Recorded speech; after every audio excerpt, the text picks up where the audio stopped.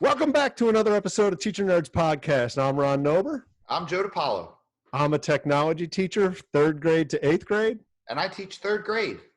And we have a guest today, David Lee, coming all the way from Singapore. Welcome, David. Thanks for having me. Yeah, we really appreciate you taking the time. I know you said you just put kids to bed and it's 8 o'clock or almost 8:30 in Singapore. So we appreciate the time. Do you want to tell our audience just maybe a little bit about your background and, who you are, what you do now?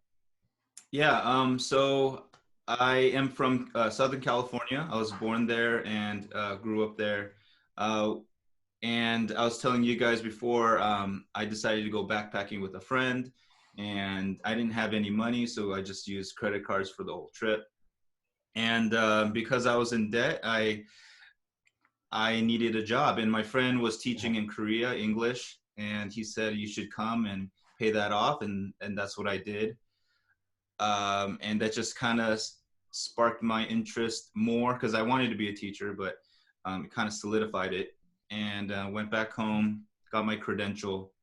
But at the time, it was the recession, so I couldn't find a teaching gig. Like my master teacher was getting pink slips, and it was pretty rough. So I decided to go back to Korea, teach English, and get a master's, EdTech master's. And that's kind of how I started with EdTech. And then luckily I was able to get an international school job where you're not teaching, it's just like, it was kind of like an American school, and I taught computers. I quickly moved into EdTech, like helped teachers integrate technology, then did STEM, engineering, design. Wow. And now I'm in Singapore, part of the tech and innovation team at Singapore American School. Very cool. That's awesome. Yeah, nice ride. Yeah. Yeah. And I think your email is like LA Clippers.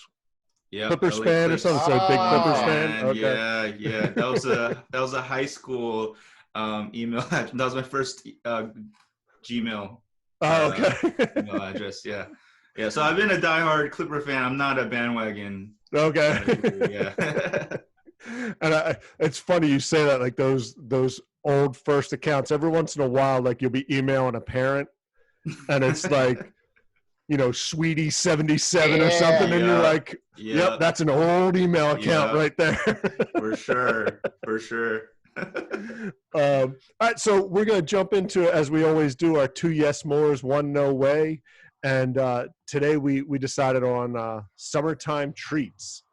And Joe, do you want to go first?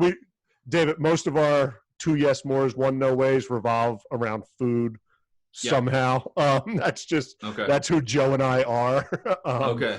Love food, and this is a favorite of mine. So Ron, like I'll definitely go first if you don't mind. And I've been eating a lot of my one of it lately, crab legs. Ooh. And it's great because we have some places around here that do all the work for you. And all I have to do is bring them home and either throw them on the grill for 2 minutes or pop them in the microwave for like 10 seconds. And they're delicious. So crabs is my number 1.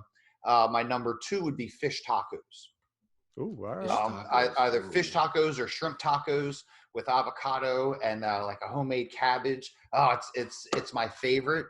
Delicious. Love them, and could definitely eat them 2-3 times a week. My son likes them, but won't eat them as much as I am into them. So those are my 2 yeses. My 1 no, Ron, and you're not gonna like it.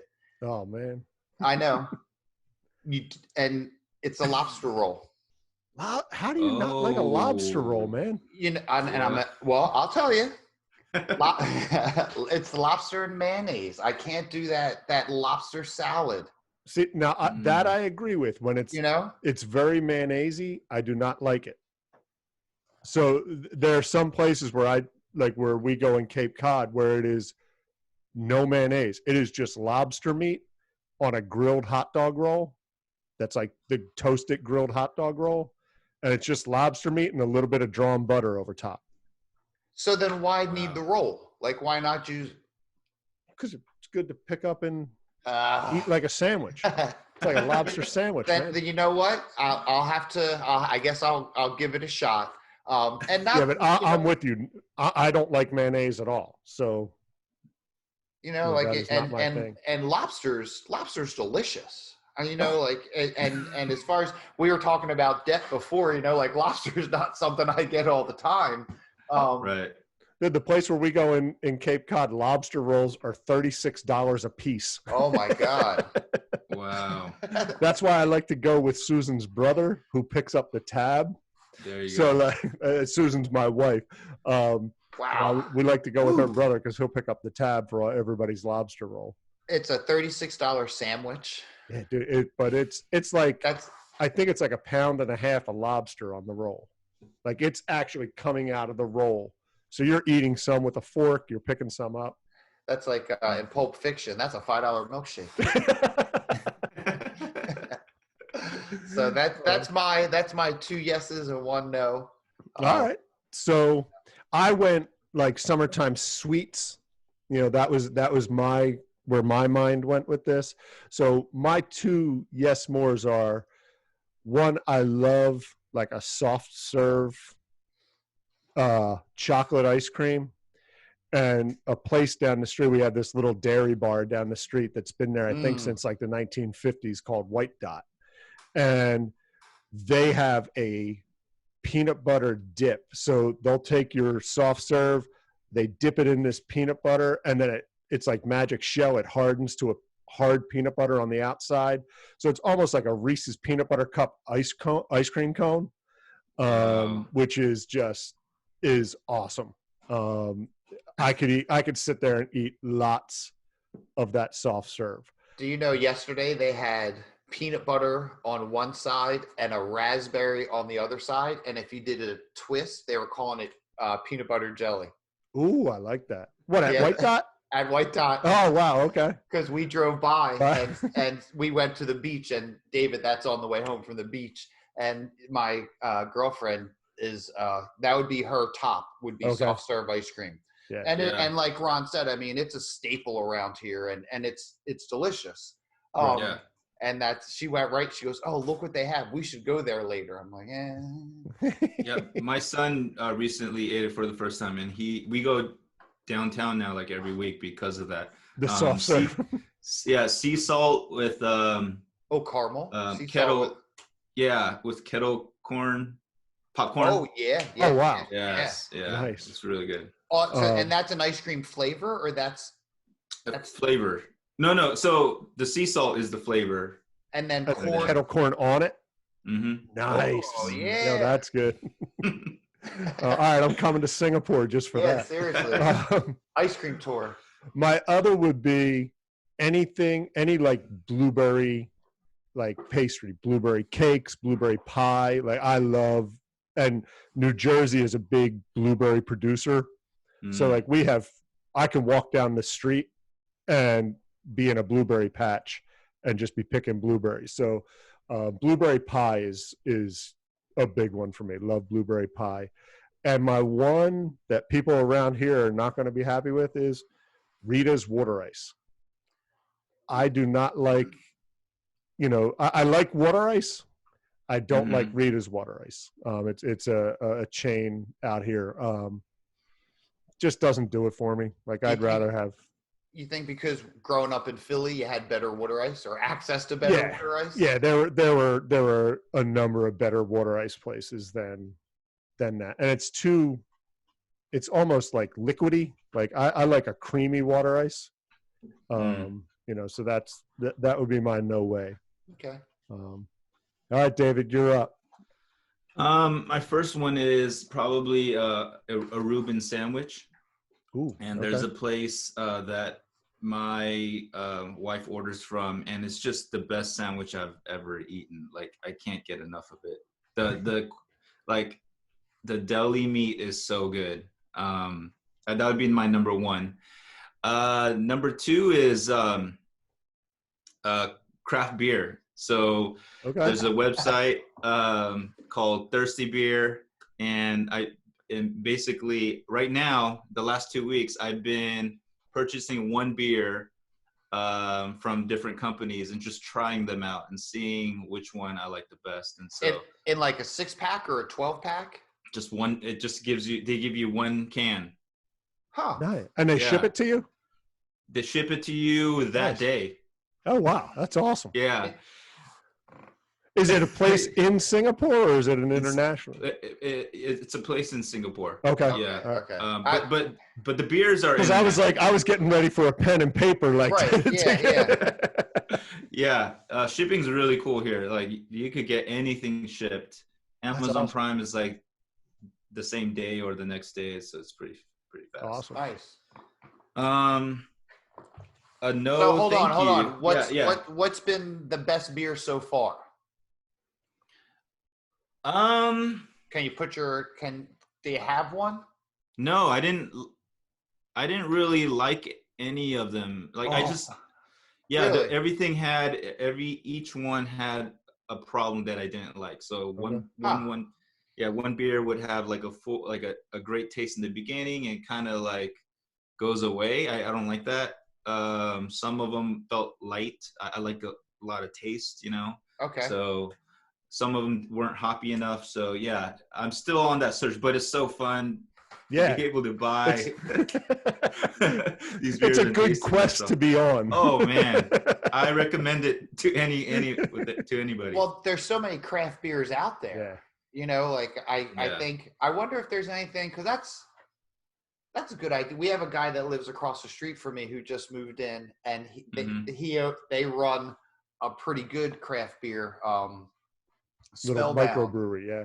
Oh wow! And I'll tell you what, it's awesome because they bring things home. They have 2 kegs in the garage. They have one inside, and they're very social. So I mean, that's the closest thing I can get to. But I mean, that sounds, and to just do like one beer. Yeah, that's awesome. That's I wonder if there's anything like that over here.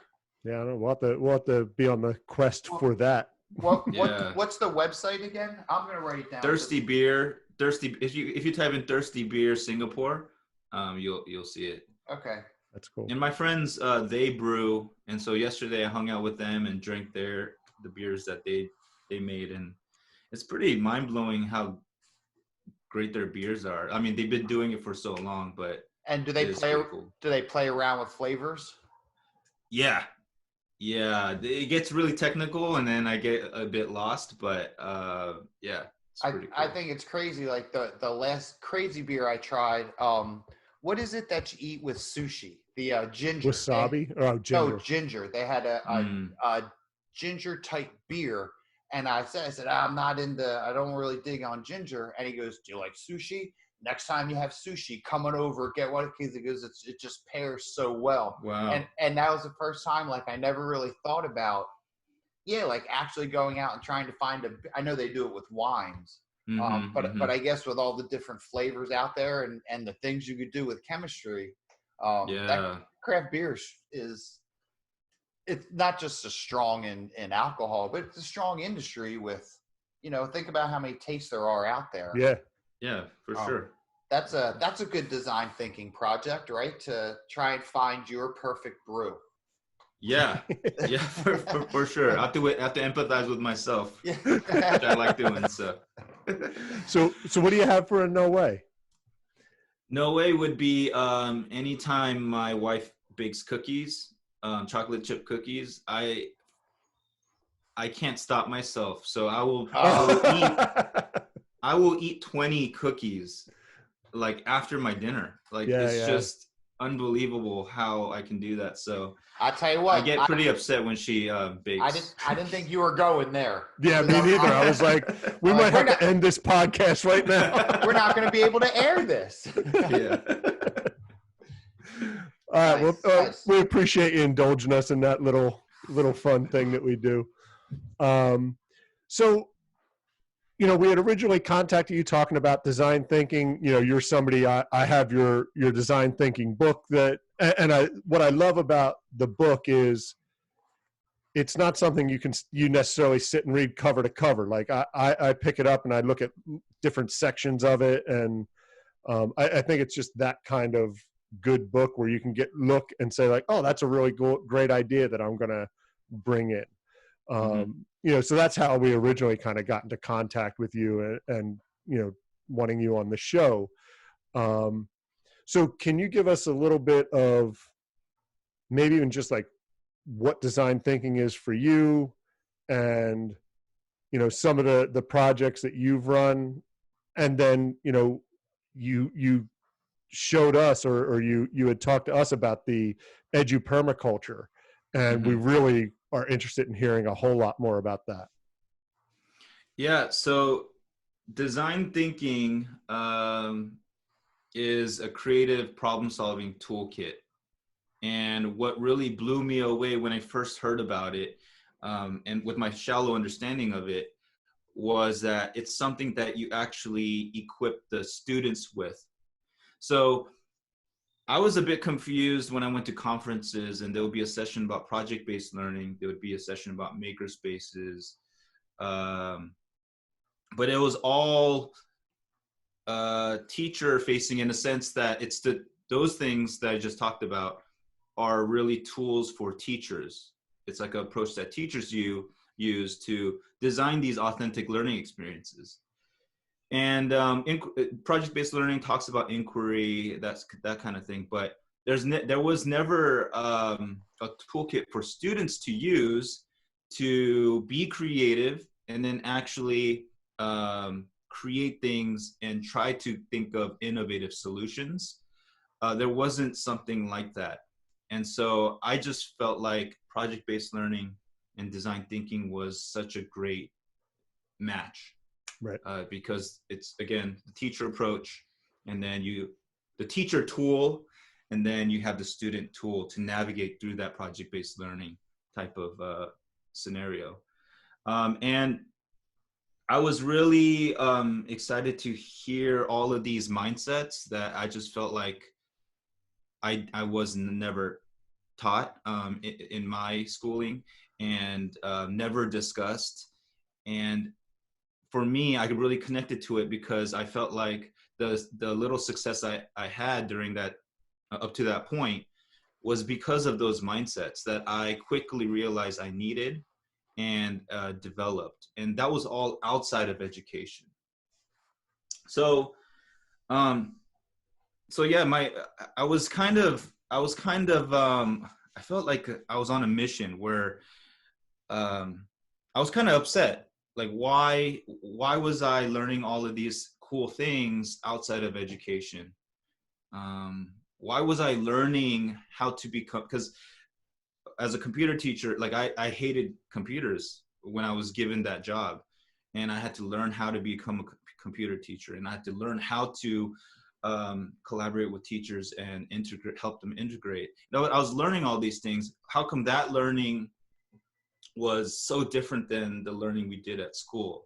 So I had this kind of chip on my shoulder, like, well, why did I kind of, because the education I got was great. Like, was it public school? It was public school. I mean, it was great in a sense that the reputation was really good, but I don't think any of that stuff that I learned really helped me in the real world. So that's where eduPermaculture kind of came in. I was just thinking, like, okay, so if we're trying to prepare our students for literally anything, like their future, any challenge that they're given, we need to make sure we design a learning experience that replicates that. And that's why I was so drawn to project-based learning, is because teachers are trying to replicate real world work, right? And design that context. And then then design thinking was this tool that professionals were using across a lot of different fields, and they were being successful. Like, they were thinking outside the box, and they're not only being creative, but their solutions are actually innovative and making things better. which I found really fascinating. And so my whole approach to education was to make it as real as possible, but also find the tools that professionals are using, successful professionals, and then giving it to the students. That's what I was constantly doing. And so at the Google Innovator Academy that I got to go to, I was talking to someone about this who is now kind of the co-founder of eduPermaculture. And I was explaining all of this, and he's like, oh, this sounds like permaculture. And he basically said that these two guys, Bill Mollison and David Holmgren, they were really fascinated about ecosystems and why farms and design landscapes that we design produce some biomass, but not as much as like a true ecosystem. And why is that ecosystem sustainable, right? And so what they did was they basically took the principles, the patterns that they found in ecosystems, and then used it in their designed landscapes. And that, to me, it was like, whoa, that's what I've been trying to do all my life, is to take what the real world ecosystem and take the great effective strategies and practices, mindsets, culture, and place it into my classroom. And so that's where eduPermaculture came, where you're constantly trying to simulate the real world in that way, and then taking those best practices and giving it to the students. So I thought that was a great metaphor. And I thought it was a great approach or thinking to design your school, design your classroom in that way, right? Because I just felt like we have to try our best to go away from the, constructs that teachers, educators, admin have created, saying this is school. I think we need to do kind of the opposite and try to replicate successful learning environments outside of school. Because you don't want to replicate everything that's out there, because there's a whole bunch of businesses that have horrible culture and that kind of thing. So I only pinpoint the ones that are successful. Like IDEO is one, the design firm that promotes, great culture, that kind of thing. And I quickly realized, okay, so I'm really drawn to project-based learning. So I basically was thinking, okay, what's the ideal learning ecosystem, your classroom or your school?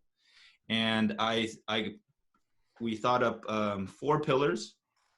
The first one is transdisciplinary pedagogy, which is the teacher approach that helps create that real world context. So for me, it's project-based learning. Right. That's one pillar. The second pillar is the applied learning practices. That's the tool that students use to navigate through those problems, to tackle those problems. And then I quickly realized when I was designing this STEM program in Korea, when implementing it the first year, I totally ignored culture. Even though I was learning about design thinking, I ignored culture, and that was a horrible mistake. And because they went through we used project-based learning, we used design thinking process, but we never talked about the mindsets and the culture. And so they weren't really... You mean the culture of like the classroom or the school? You're not talking about like the Korean culture. No. Okay. I just wanted the to be culture sure, of the classroom. Yeah. Okay.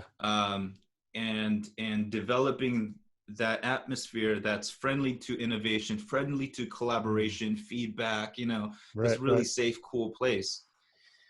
So that's the third pillar, which is the culture of hope. Right.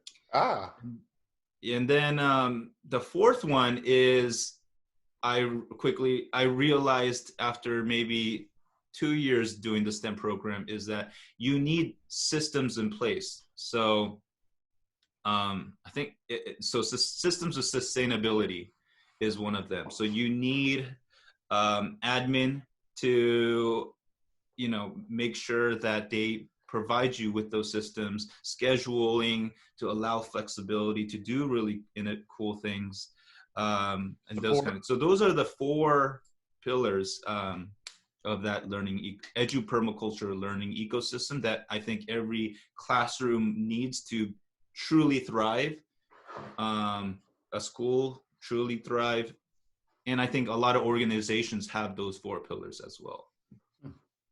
And do you see this like not just fitting in for like a STEM program, but this is bringing language arts in and math and science and social studies and, phys ed and, all the music specials and art and all that, you see that all working together, correct? Yeah. So because we're trying to replicate the real world, projects are not just math projects. They're not just language arts projects. They're just projects, and those things integrate all these different disciplines. And so, yeah, we do start with standards of multiple subject areas and then combine specific ones to form some type of performance task for that unit. And it's really cool because we start with those standards, and each of those standards have essential questions, and we give them a driving question. The students ask questions and answer questions that require them to hit those standards, which is, I think that's what a lot of educators are a bit confused on, like the whole idea of inquiry and how do you lead them to a certain thing? Well, if you design performance tasks with standards in mind, and that performance task requires those standards, the students are going to ask those, okay, we need to know how to do this, we know how to do this, we know how to do this. And then those standards get hit. And I think a lot of people think, or not a lot of people, some educators think that it's kind of like a free-for-all, and where are the standards, how are the standards involved, that kind of thing. So. Well, when you were talking before, I was going to mention the word curriculum, but then I'm like, you know what, is curriculum going to be a dirty word? And then now you're talking about standards. So like, I guess where we would follow certain standards, are you coming up with your own standards? Like, where are you pulling that? Yeah. So in that program, it's not really a STEM program. It's more of a transdisciplinary program because social studies was integrated with science, that kind of thing. So, no, we used C3, and this is in Korea, we used C3, we used Common Core, we used NGSS, and our curriculum was designed where we matched certain standards were taught at certain times because it matched well with other standards. And that was very much designed as well, so that we can have these really cool 10-week projects instead of short 4-week stuff. And in the 10 weeks, you students get to create iterations, which I think is so important. When you don't have those short projects, it's not like the real world where, okay, here's my project, it's done. And I mean, sometimes when you introduce, hey, we have longer period of time, now you have to look at your project again and create a new iteration of it. At first, a lot of my students are like, whoa. I did the project. I handed the project in, it's over. Because we don't do a great job traditionally of allowing you to go back and look at what could be fixed. Or you say reflect on it and they're like, I wouldn't change a thing. It's good. Right. Yep. I mean, I'm thinking of a lot of my initial writing classes. Right. Like the last sentence is punctuated. It's like done. Boom. Yep. Yeah. And I was, and when you say writing class, like I was always bummed out when I was younger because writing is something I dislike as well because I wasn't good at it or I didn't get the grades. And I remember just trying my best to write the best work I can do. And then I got the grade and that was it. Right. And so, yeah, this whole, you're creating this culture of like iteration, but also, the students get excited to get feedback because they're only because they have the mindset of build upon the ideas of others.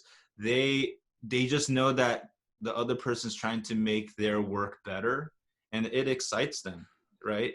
So that's a total shift because I hated feedback because I thought people were being criticizing me as a person. Right. You took it personal. Yeah. How many kids, or I mean, I know my son, like there's certain, you can't say anything. And I think as a society, like we've built it up where it doesn't matter how you perform, you're going to get a trophy anyway.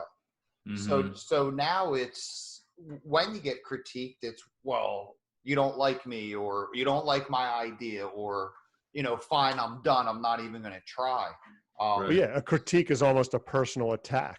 Right. You know what I mean? Like that's, and I know myself, even to this day, I have to work on that myself because someone gives me feedback and right away my defensive nature starts to bubble up rather than sitting with it. And a lot of times, my feedback is coming from my wife, which that whole defensive and your wife doesn't really work so well.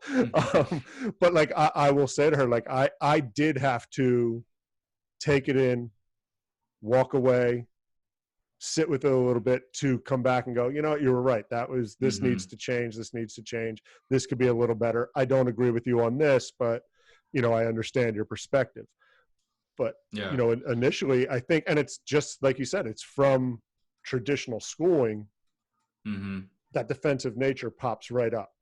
Absolutely. Maybe because it was tied, all the feedback was tied to a grade, right? It was, here's your grade. It's not good. And here's the reasons why. No even way to say, well, here, I'm going to give you a chance to fix that up and get it, boost your grade up. Yeah. And I think that's why rapid prototyping or just rapid iteration is key to anything, like writing as well, right? I've heard writing teachers just say, just write, just keep writing. Yeah. And then you could submit that and get feedback from there. And then you can continue instead of, writing and then you're critiquing yourself and you're not getting any feedback. And then you submit, like, it's kind of, I recently made a video about a feedback strategy called plussing. It's Pixar's strategy to get feedback, I think, feedback. Oh. And basically the number one goal is to make the other person look awesome. Wow, very cool. And that's your only goal. And to do that is just to take their ideas and then somehow make it better. And so, and a lot of times when we get feedback, we point out what doesn't work, right? And then kind of leave it there. Plussing it's different, where it's like you'll give a suggestion that will actually fix that part that's not. So if you're pointing out something that's, there's an issue with, you're also giving, this is an idea for how you can make that better or improve that. So it's like, how about we do this, right? Instead of being like, this is not going to work. Right. Which that's all you hear when you brainstorm with kids. Right. As soon as that's, this isn't going to work, you're shut down to anything that comes after that. Oh my gosh. Yeah, absolutely. And is that video on your YouTube channel? Okay. Yeah. Awesome. Yeah. It goes back to one of the pillars, culture, right? Like before you can tell as an adult, an 8-year-old, hey, this is what I think you need to work on. That ground level has to be laid. Like, I care about you. I love you. And when you come in here, you can be weird. You can be funny. if you like to play with dolls, then I want to let you play with dolls, and I want to hear about you playing with dolls, and I want to be able to set it up where you can stand in front of the class and talk about playing with dolls, because then I think you, like, maybe you don't hear right off the bat, man, I do stink. Yeah. This person loves me, this person cares, and not just the teacher, everyone in here. Yeah, it's a combination of, you absolutely need love in that environment, but it's also a culture where everybody wants everyone else to improve. Right. So there's going to be constructive feedback. They're trying to make you better. So it's not all lovey-dovey. I think it's both, a combination of both. Like, the student does feel loved, but also understands like they're here to get better and better and better. And once they experience plussing, and once they experience, like, I love it when they're like, oh my gosh, that's such a great suggestion, I'm going to use that. Right. That slowly helps that person to be more receptive to feedback. But it's because the other person's doing it in a way that's not very aggressive or negative. Well, and again, you're talking about places that have culture. Pixar, right? Like, has a good culture, and they have, there's no denying the creativity that comes out of Pixar. Yeah, absolutely. I think I just downloaded. There's an Audible book, I think, or a book Pixar did, and I downloaded it to Audible. Oh, nice. And that's an example of eduPermaculture, that approach where you're taking what works. Why not hand it over to a kindergartner and help them develop that and start, practicing those things throughout their life. Now, do you have any, just to maybe highlight a project that you've done, if it's like me, like all my projects, I love, but there are ones that I like and have been more successful. Do you have any like projects that you could highlight, just talking about real quick? I'll just tell you a recent one. It's this, I guess, okay, so I'm trying to pick between two. Oh, you can go with two. You don't have to make it just one. Like, if you want to highlight both, that's cool with us. Is it like every year you're expanding and just trying new things? And is that why, like, because it seems like and we do the video the week after the podcast. So if anyone's listening, like, it looks like you're struggling to come up with, just your facial expressions. Yeah. Like, it seems like it's a tough question. So, I see myself every year we're doing something different and trying to make the experience that much better. So is that like, so you're not not reenacting, but are you using similar projects, or is every year new projects are coming up? No, it's really, well, I just started at Singapore American. This is my third year, and I just get really excited of designing these performance tasks based on the standards given, and I was because I've been talking about these projects so often, I was just trying to see which one I haven't talked about, but I'll just talk about the second grade one that I recently did. And that's cool too, because I think a lot of people think this is just for middle school or high school. Yeah. And so I love that you're doing a second grade. Yeah, as a third grade teacher, I get asked by the second grade teachers, can you think we could do it as a second grader? And I'm like, I guess so this will be, I'm excited about this as well, Ron. This will be good stuff. Yeah. So the concept is, it's a grade 2 social studies unit, and the concept's about change over time. And one teacher suggested a museum project. And, museum projects have been, those are popular. A lot of people have done those things. And what I like to do is use eduPermaculture to enhance that museum project. So basically, I added a lot of opportunities for empathy work. or not opportunities for empathy work, but give them a different perspective. So they visited a museum, which I remember doing as well. But they were trying their best to take on the role of a museum curator, because that's what was expected of them for their project, and an exhibit designer. So they used empathy. They tried to understand a couple of people. First, the curators. So they would look at this exhibit and try to think what was the exhibit curator trying to communicate? What message, what historical event, how did they do it, right? What emotions did they try to provoke? How did they make the exhibit interactive? So it's really cool because they're trying to gain that perspective of the curator, but at the same time, they're making observations themselves as the visitor. Like, how do they feel when they get there? And checking out, how do they present information? Oh, they do it really clear. They don't have too much writing. They focus the main points. They try to focus on that.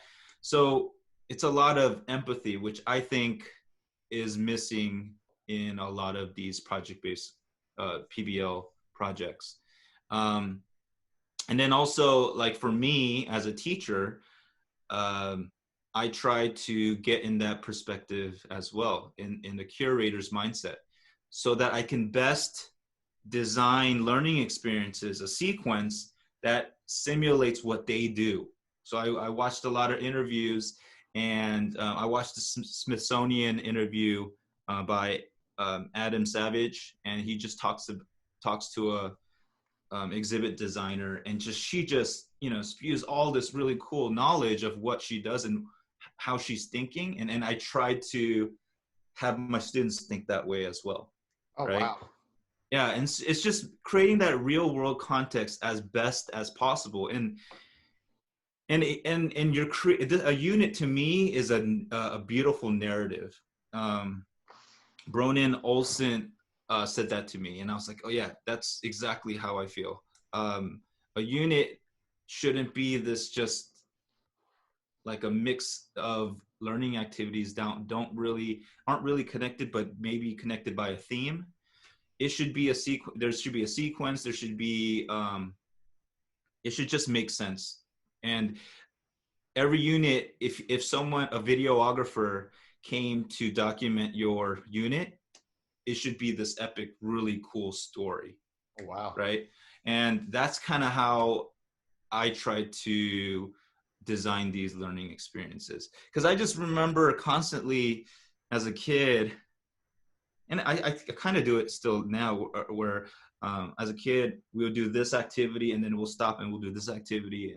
And we just do it because we're told to do it. There's no real sequencing and narrative.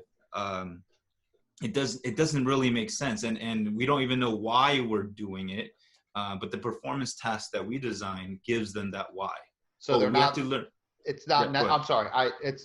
I'm thinking like our kids come in and they do language arts, and then it's social studies, and then it's science, and then it's math. So as opposed to just coming in and saying, all right, it's 8:30, and Brian and I have talked about this, especially with the pandemic. Mm-hmm. It's 8:30. We're going to be here till 3:30. Everything we do today, it's going to all flow under it's all going to connect as opposed to having 7 different subjects. It's one learning experience where they'll cover all those standards or curriculum that they need to hit.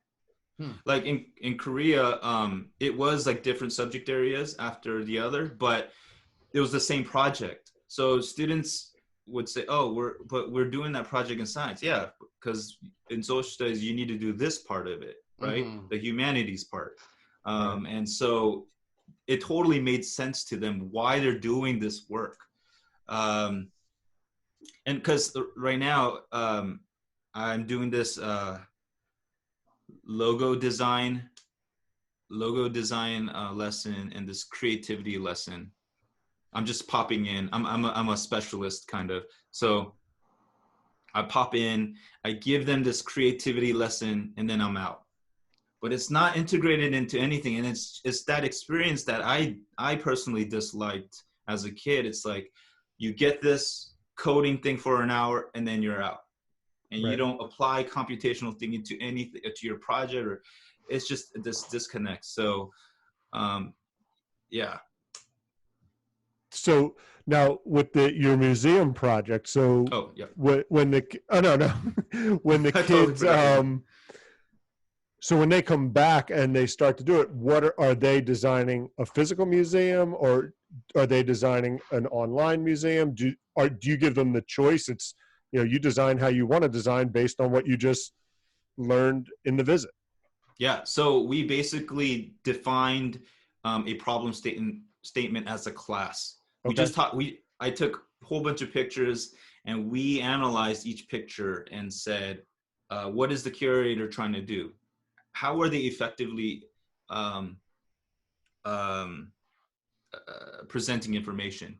And so we created the sentence that consisted of a clean layout, interactive, provokes emotion, because some rooms are really cool where it's like the guy's doing a speech and there's like an audience and you can hear it, it's very interactive in that way. So they list those things, and then we created a sentence, and they try their best to think of ways of showcasing their artifacts. So the artifacts are the ones that hit the standards of change over time, right?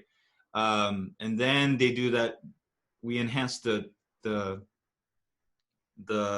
project by giving them that extra layer of like, okay, so how are we going to present this information? So it was a actual physical museum. Okay. So one example is one student was going to showcase or a group of boys were going to showcase the Great Wall of China. And so their immersive exhibit was where they got chairs and they got brown butcher paper and they created walls. So it feels like you're walking on the Great Wall of China to the place where it actually has the information. Oh, so it's just like this deeper way, you know what I mean? Like thinking a bit more than just the dioramas that I did with museum projects and stuff. Yeah. Right. So it just puts it into another level. And it, again, it's simulating what professionals actually do, right? And I made a video on that as well. So I'll share those links and you can add it to the show notes. Yeah. Now, did the kids have visitors come to their quote unquote museum? Yeah. So there other classes, parents, admin. Oh, that's awesome. Yeah. That's pretty, and you can see where, this, like, I just, before we came on, I got an email that, because some students are remote, some students are going to be in school face-to-face. Our 5th grade has too many students usually we have 4 sections, that they can't be socially distanced in 4 sections. So they added a 5th section. Oh, wow. So now my specials class that I teach, my technology class, went from a 45-day class down to a 36-day class in order to fit 5 sections in. Yeah. And, like just listening to that, like there's no way to possibly do a project like that in 36 40-minute sessions. Do you know what I mean? Like it's just, that's the thing I think where rethinking education, like you're talking about, is so important, because if I am trying to do it in my one period over 36 days, it's never going to work. But if that's woven throughout the school day into all the subjects, heck yeah, we can get that project done in 36 days, probably even less if we, had a push to it. Yeah, the homeroom teacher might even do the computer stuff during homeroom class, like during social Right. studies, because they're still learning the social studies or applying the social studies concepts, but they're just using technology, right? So it's like this, it's hard to really describe. But you do need a school-wide buy-in. Yes. And a district-wide buy-in and an admin buy-in, because if it's just two people trying to do it in the building, it's not going to have as much success. It's not going to be, I mean, just think about of all the kids that are missing out of those benefits. You know, like some of the best questions that I've ever gotten asked on, you know, when the kids have downtime, can I work? We do Spark projects or it's like a genius project. hour. Yeah. Can I check this out for this, or can I work on this? And it's like, heck yeah, yes you can. And you know, like just, and to see that, to see that learning drive to work, you know, like that passion, be like, I care about this so much, instead of just sitting here not really doing anything or wasting time. Let me go work on this. And to, you know, the pandemic, I think, has shown Ron and I both that the whole way, I mean, we've always thought about like what we're doing is wrong. And I went through the type of schooling in the 80s where it was sit there, diagram the sentence, take the notes down, memorize the stuff, you know, and to see that they're kind of still doing that, you know, it's.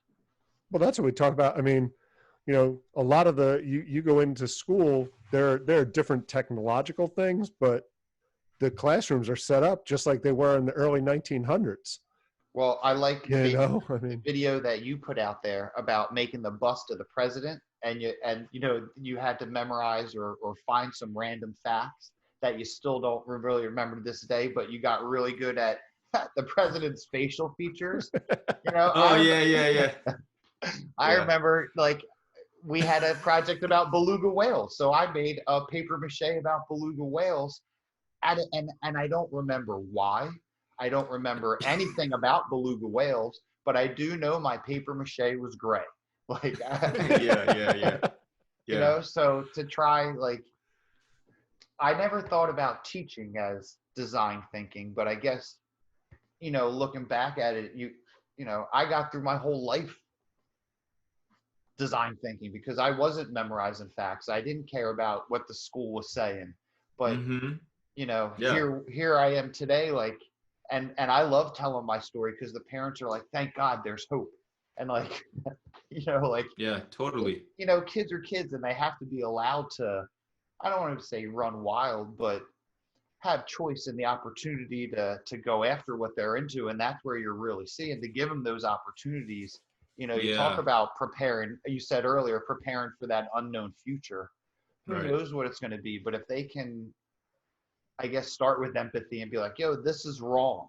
Let me figure this out. Or even as far as, why are we getting our lunch like this? This is so, you know, like, let's, because I think, I forget who said it, like, our world was designed by humans, like because outside of rainforests and everything, like, the world doesn't look like that because humans were like, you know what? Asphalt makes the cars a lot easier to drive. You know, like that whole, the whole world is design thinking. So to bring it into teaching, and I love the idea, design thinking is driving the way you build your classroom experiences. And then the kids use those tools to build the empathy. And I guess at the end of the day, like Ron and I talk all the time, or have been a topic of our conversations, has been like those global citizens, right? Like to learn to fix problems small hand, but using those real world experiences. So when those kids get out in the real world and have to fix the problems, they have experiences to draw on.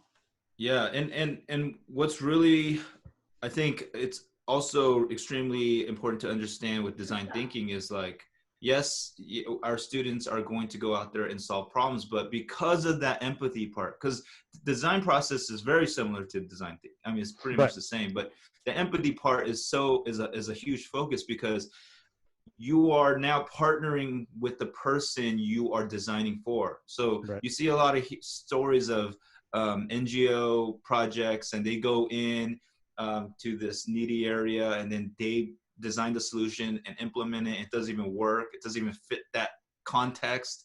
and because there was no empathy involved. And so I love that story of the Stanford kids who use design thinking and actually empathize with these families and villages and create this incubator. Yeah. You know what I mean? Like, yep. That wouldn't have happened without actual empathy work. And so it's more of a partnership, right? Than, oh, the genius designer coming in and saving you. It's definitely putting the end user as part of the team. Like, they know the context. So you need to get as much as possible from them.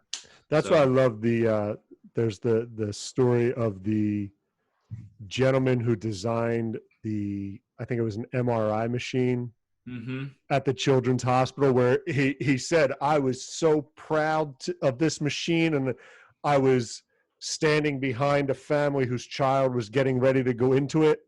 And he said, like, my whole everything drained out of my body because I saw how terrified and how horrible of an experience it was for them. And then they brought the design thinkers in to reimagine it. And turned it into an experience. That is a great example of this genius, right? Coming in, giving that, creating just an amazing tool. But not thinking about the people who were going to, be involved in it. I do, like you mentioned, okay, so I do want to also mention how the program, the STEM program, is called CoLab. Co for Korea, lab for, the space, and then collaboration. So that program, it all started with me as a EdTech integrationist working with one teacher, and then I helped implement design thinking into her project-based learning project. And so it was the first time I actually tried it out, and it wasn't great, but I documented every step and created that video. And then she shared it to the parents, and the parents saw that it was really cool. And some of the parents knew about design thinking and like, what? Wait, first graders are doing this? And they were blown away. And then I guess word got out to other parents from other classes. And then those teachers came to me and said, we need to do this too. The parents are talking about it and hassling us.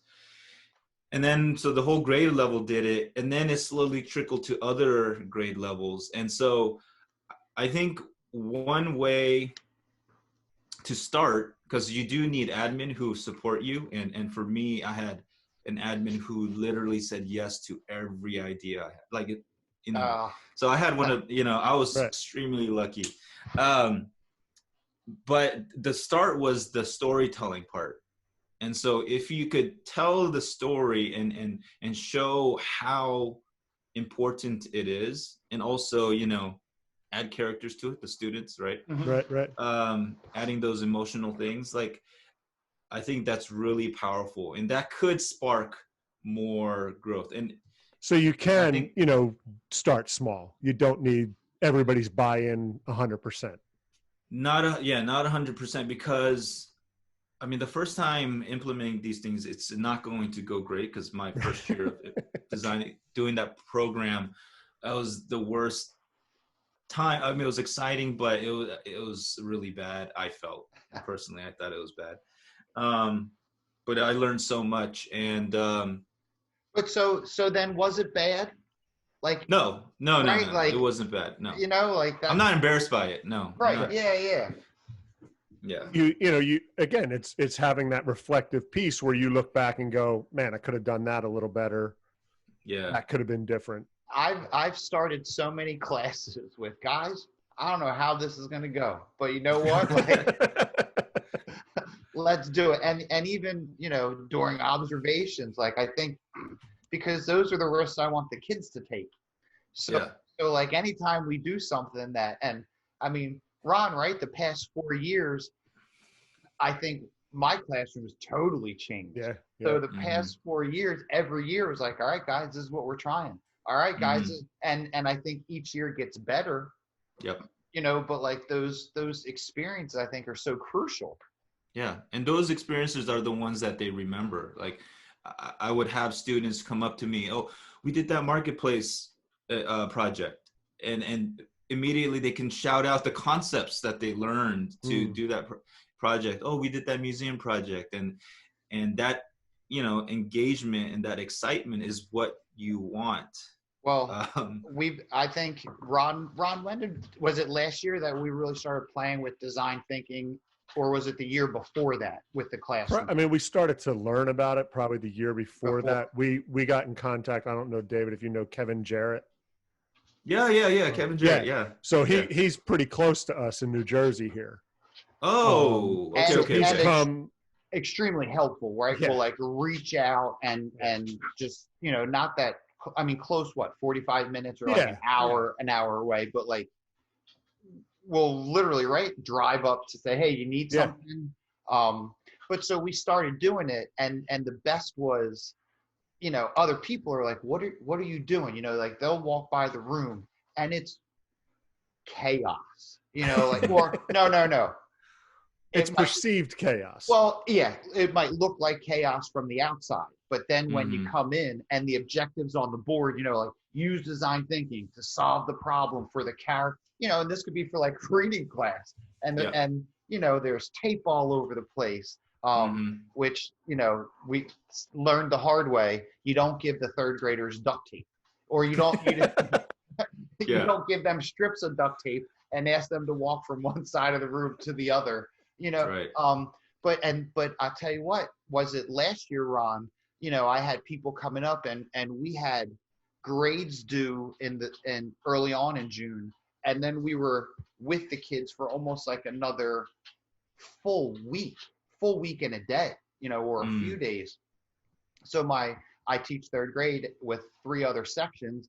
One of my third grade teachers comes over. She goes, you got to figure something out for the last week. You got to do one of your design thinking projects. And so it like started to catch on. Yeah. And then I did it in a couple 4th grade classes, and you know, what kind of, I don't want to say it stopped there, but like this school year that just passed would have been, you know, that we would have had that time at the end of the year. So you know, that trickle effect, but now it's like, screw the end of the year. Like we now this is the time, you know, like we were just told by our principal the other day, like, did we mention like our district, some kids are going remote, remote, some kids are coming in full time. So like, you know, the principal on our 3rd and 4th grade meeting was saying we have to follow the curriculum still with, you know, what the 4 3rd grade classes in school are doing has to be pretty similar to what the remote class is doing. But she says you have some leeway. So I heard that and I'm like, this, you know, like, there you go. Yeah. Why not try to be like, now the remote class for 3rd grade, 29 kids, and this is an inclusion class, 29 kids. I don't know how many special ed students, but then the 4th grade class, 26 students in the online class. So I, you know, like I feel for them, but you know, like this is the time when I want to, exactly what you were explaining.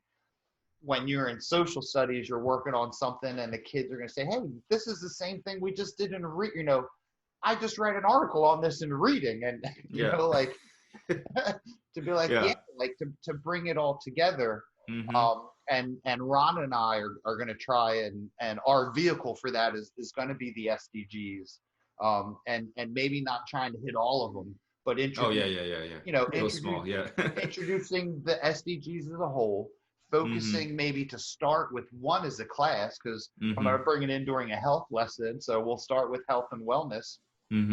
But then, like we've seen, when you introduce them to the kids like are passionate about some of them already, and to then let those passions drive everything.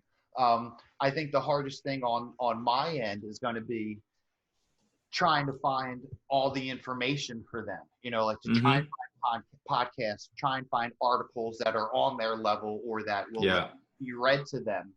That's the beauty of Twitter, though, right? Oh no, most definitely. Like, just I think what Twitter has made me a better teacher, Ron. Like, just because of, you know, not only what we read on there, but reaching out and having like these types of experiences.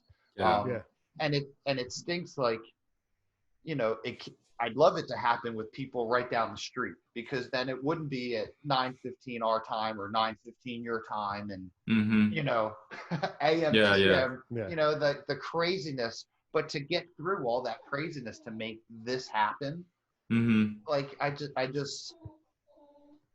you know, this is part of the, I don't know where I'm going with this, but like, you know, like just to have these conversations and to see how important it is, and to try and tap other people on the shoulder that do live right down the street or right down the hall and be like, look guys, like, is it hard? Heck yeah, it's hard. Like, do I walk in sometimes and be like, all right, here we go, I know this is what it said, but this is what I think we're doing today, and to be able to work with people as a team, because it's flexibility.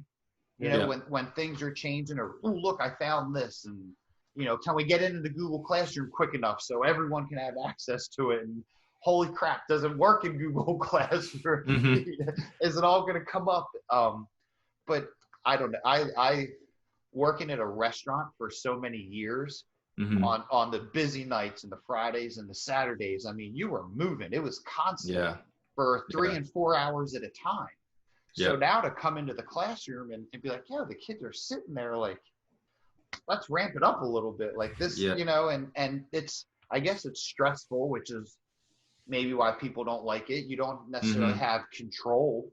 You know, it's, I don't want to say it's controlled chaos, but you have to be okay with, I mean, you were doing it with second graders. I was, you know, working with 8-year-olds. But those are real life learning experiences where, you know, who cares if you remember the dates, but, you know, because dates, do I have the dates? Yeah, I can find any date in a matter of seconds, right? So we like to say it's not what information you have, but what are you going to do with that? And now it's like, not only what are you going to do with it, what are you going to do with it to make your home, your town, your street, the world a better place? Right. And to start with second graders and to have the third graders, you know, the next year still build onto that, and then fourth grade and fifth grade. And I think that's how you change it, where when my son's in 8th grade, he's like, how do you think I did at that tryout? And I say, well, you know, this is like, oh, I suck and I'll never play basketball. Like, who said that? You know, and then I go home and I hear from his mom, oh, I never said that. You know, so to get mentality change, and, you know, absolutely. like in culture, school, right? That goes back to the third pillar. So David, I mean, and we don't want to, you know, keep you up to midnight. So, we could do this all day, all night if you wanted to. If someone was just listening to this, looking to say like, all right, I'm doing it this year, I want to dive in, I want to get involved with the, you know, eduPermaculture, what would you say would be, you know, a good jumping off point for them? And then, you know, we'll have you kind of plug where they can find all this stuff, you know, for you on social media and stuff as well. But what would be a point where they should, you know, maybe try without being too overwhelmed? You know, because I think for somebody outside, you're like, I could never do this. Like, I don't even know where to begin. And you know what's right? Only being 2 years, maybe 3 years into it, to definitely remember those, you know, saying to my administrator, no way can you come in when I'm doing this stuff. Where now it's doors are open, things are blasted on social media, like, check this out. Right. Yeah, that's something I've been working on, where I have these pillars. I did have, and I've been working on these principles. So it would guide people to actually implement eduPermaculture. I would just say start with one pillar at a time. Okay. And the first for me would totally be project-based learning. So the first pillar is transdisciplinary learning, pedagogy. And so choose any approach: project-based learning, inquiry-based learning, concept-based. There's so many different ones that try to replicate the real world, and start there. And I think, what is it? Is it the Buck Institute has a really good project-based learning stuff? Yes, absolutely. Yeah. That's kind of, their videos sparked my interest in making videos. Okay. Because they helped me so much. Those 3-minute things where it didn't tell you a lot of information, so you had to do a lot of research, but it kind of sparked you to start. Right. So start with transdisciplinary pedagogy, and then slowly add those tools for the students, maybe inquiry, the next 2 years, and then create that culture. But I would start with that transdisciplinary pedagogy. Okay. Awesome. Yeah. And so if people wanted to reach out with you, get in touch with you social media wise, or, your YouTube channel, what are they searching up? Yeah. So if you just type in davidleeedtech.org, you will find links to all my social media platforms. And I have a lot of content on my website. Yep. Right now, I'm really passionate about making videos and just, trying to share what I feel like has worked for me, and hopefully it can inspire others to try it out.